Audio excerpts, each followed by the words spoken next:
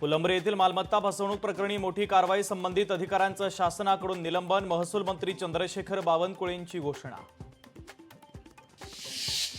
यवतमाळमध्ये मुसळधार पाऊस, यवतमाळ चंद्रपूर जिल्ह्याचा संपर्क तुटला। कोसोरा गावाजवळ वर्धा नदीच्या पुलावरून 3 फूट पाणी, नदीकाठच्या लोकांना सतर्कतेचा इशारा।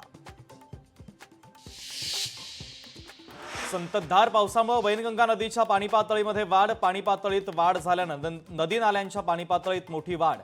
गांगलवाडी आरमोरी मार्गावरील वाहतूक ठप्प। आमदार निवास कॅन्टीनमध्ये पुन्हा राडा, कॅन्टीनमधील वेटर आपापसात भिडले, किरकोळ वादातून मारहाण झाल्याची माहिती।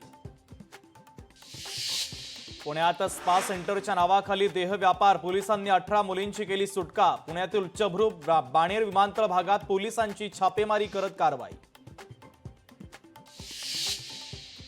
यवतमाळमध्ये पतीनंच केली पत्नीची हत्या, घरगुती वादातून हत्या केल्याची माहिती। पोलिसांनी आरोपी पतीला घेतलं ताब्यात। पुणे पोलिसांनी काढली 7 आरोपींची धिंड, कोयत्यानं हल्ला आणि दहशत माजवणाऱ्या आरोपींची धिंड। राज्यात गुटखा विक्री सुरूच, अहिल्यानगरमध्ये सापडला लाखोंचा गुटखा, 76,80,000 रुपयांचा गुटखा जप्त। मुंबईला गुटखा घेऊन जाणारा ट्रक चालक पोलिसांच्या ताब्यात।